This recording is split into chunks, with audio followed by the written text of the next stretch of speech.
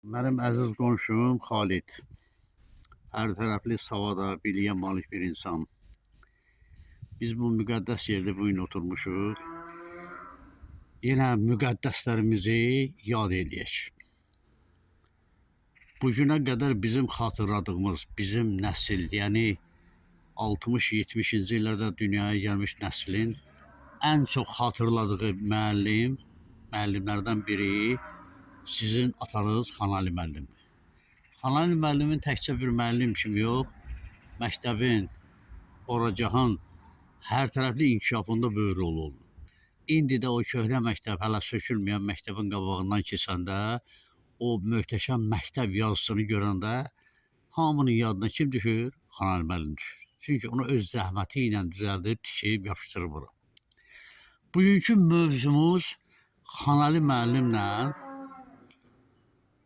Əhmədiyyə Cəbrailovun görüşüdür. Əhmədiyyə Cəbrailov Azərbaycan xalqının ən böyük oğullarından biri olub. Bu necə olub? O səviyyəyə çatıb. Əhmədiyyə sentyabrın 22-sində 1920-ci ildə Şəki rayon, Nuxar rayonunun, o vaxtı Nuxa idi. Nuxar rayonunun Uxud kəndində dünyaya gəlib. 41-ci ildə Vətən müharibəsi deyək də, o vaxtda həmişə Vətən müharibəsi demişik, indi 2-ci Dünya müharibəsi deyirlər. Başlayanda Əhmədiyyə də cəbhəyə gedib könüllü şəkildə. Onu təyyarəçilik məktəbinə yazıblar. Bir müddət oxuyub. Təyyarə texniki olub. Amma təyyarə də sürüb. Məcburiyyət, yəni ehtiyac üzündən qırıcı, bombardımançı təyyarə idarə eləyib. 1942-ci ildə Əhmədiyyənin təyyarəsi Kursk istiqamətində vurulub. Əhmədiyyə möhkəm yaralı olub. Almanlar onu əsir aparıblar. Onu düşərgə gəzdiriblər. Niyə gəzdiriblər? Çünki Əhmədiyyə həmişə qaçmağa cəhd edən bir insan olub. Qaçıb canını qurtarmaq istəyən bir adam olub, lakin buna müvəffəq ola bilməyib. Nəhayət onu gətirirlər Fransada bir düşərgəyə. O düşərgədə bir müddət qalır və orada vərəm xəstəliyinə tutulur.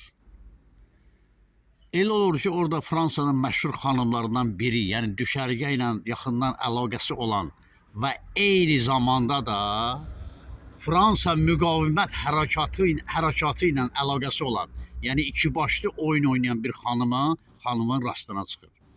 Əhmədiyyəni tabutun içində uğurlayıb, oradan düşərgədən çıxarırlar.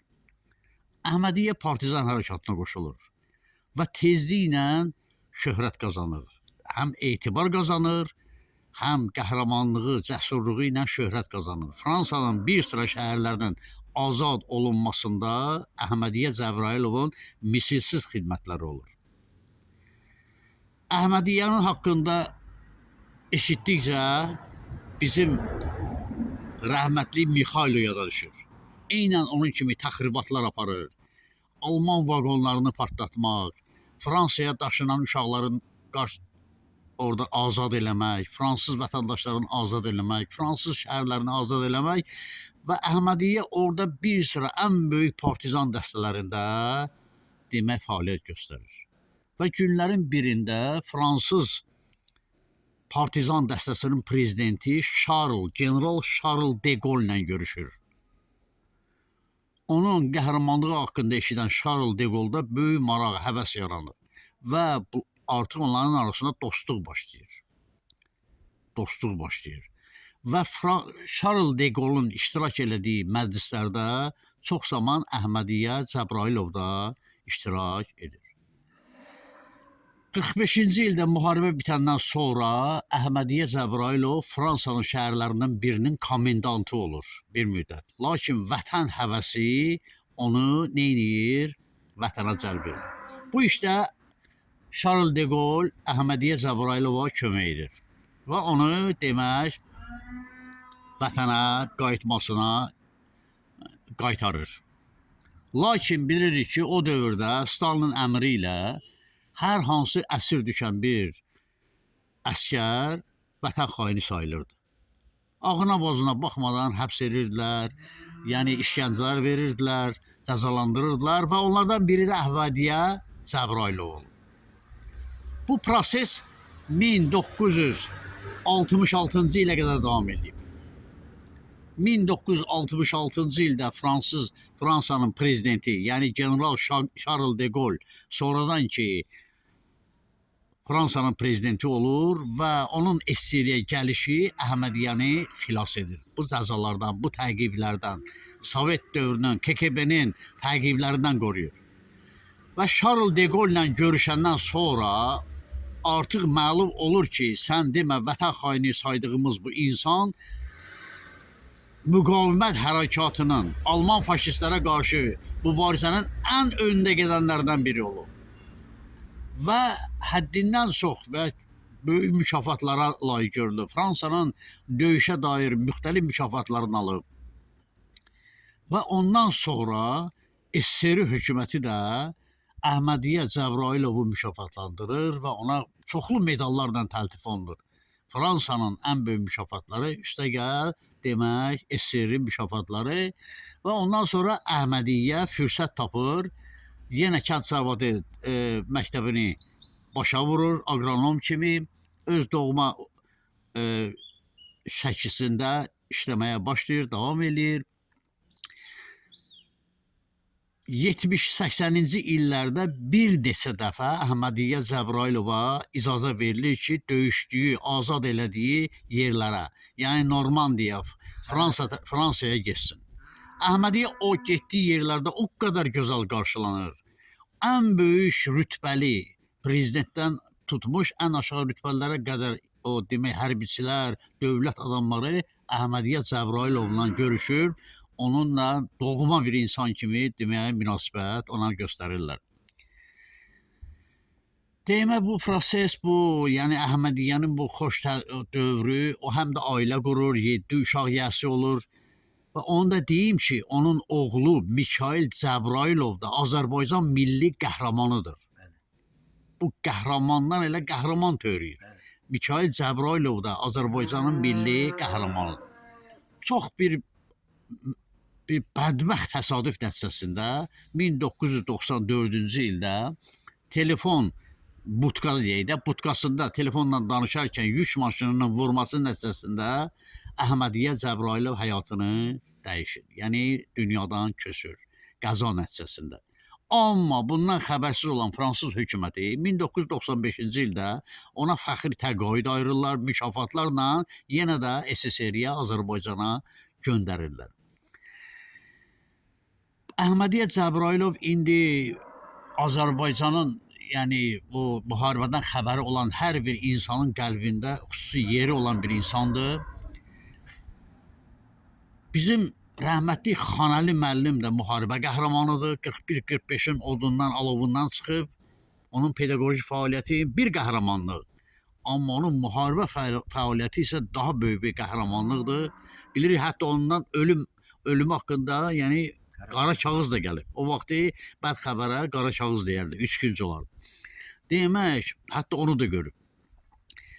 Və Xanəli müəllim əminamanlıq dövründə Əhmədiyyə Cəbrayılovla görüşmək istəyib. Niyyətinə də nail olub. Elədir, o şəkili bir dənə zəhmət olmasa çıxart göstər bura.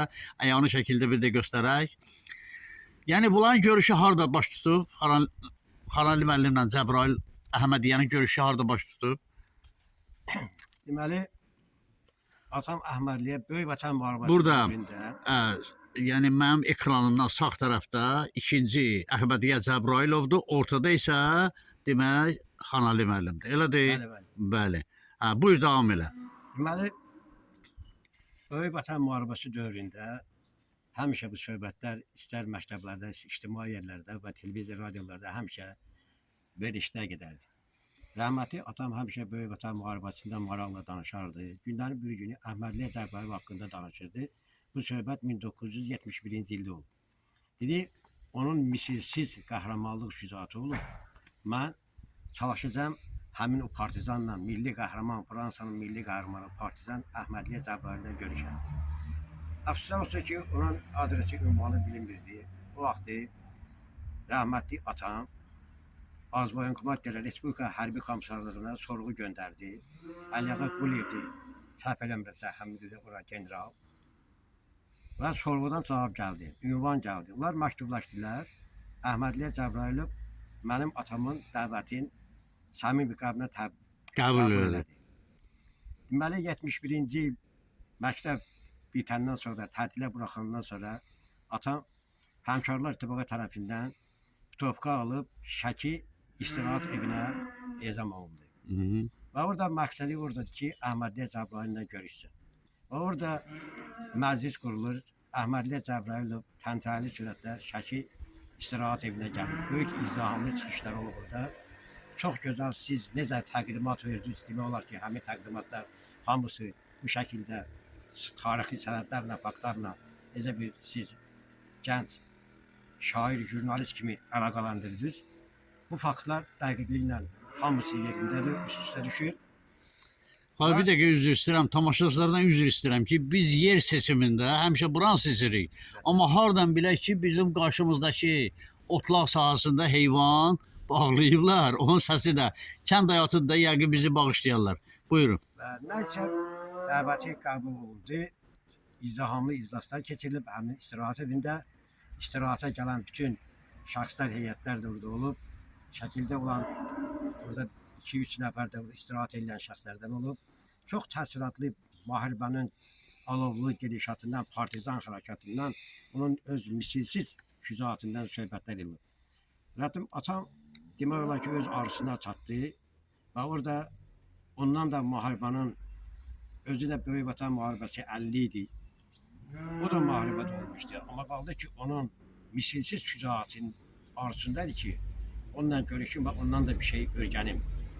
İndi bu xatırlama mənim yadımda qalmışdı. Təsadüfən o həm yerimiz, gənc yazıcımız, yazarımız Şərifov Süzəddin Borodya tarixi qaynaqlarda kitabın həmişə izləyirəm.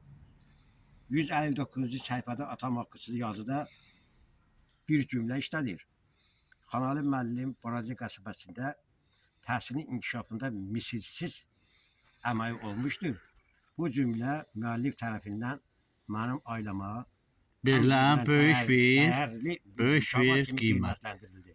İndi Xalid bir dənə üzr istəyirəm, yadımda ikən mən burada yazını da göstərirəm. Burada demək 5 nəfərdilər. O 5 nəfərin adını çəkirəm.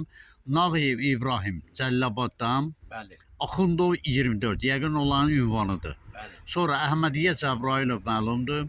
Oxudkəndi Zülfüqarov Xanalı müəllim bizim Oracaqlı. Nuru Abdullayev Şəki rayonu Oxudkəndi, Məmmədov Həmdullah Masallıdan, Fransadan partizan hərəkatında iştirak edib. Bu adamların sağ olanı varsa, yaxud da övladları varsa, mən bu qarşımdakı insanla, yəni bu Zülfüqarov Xalid Xanalıoğlu ilə əlaqə saxlaya bilərlər. Ola bilsin ki, daha yeni məlumatlar ortaya çıxsın. Ola bilsin ki, bu görüş haqqında daha geniş təəssüratlar əldə edə bilək. Elədir Xalid? Bəli. Bugünkü görüşə görə minnətdarlığımı bildirirəm. Bu yeni tarixi faktdır. Yenə də görürük ki, Boracaq kişilərinin hamı ilə, yəni əlaqəsi, yəni ən böyük qəhrəmanlarla belə əlaqəsi bu şəkil vasitəsilə bir daha aydın oldu. Bu söhbətimiz Məmməd müəllim elə bir məkan seçmişəm ki, qarşımızda Böyük Vətən müharibə. Bəli, bu müharibə abidə və qarşımızda Qarabağ şəhidləri önündə bu çıxış edirik. Onların da ruhuna bir duası olsun. Məkan özü şərait yaratdı ki, biz burada bu çıxış eləyək.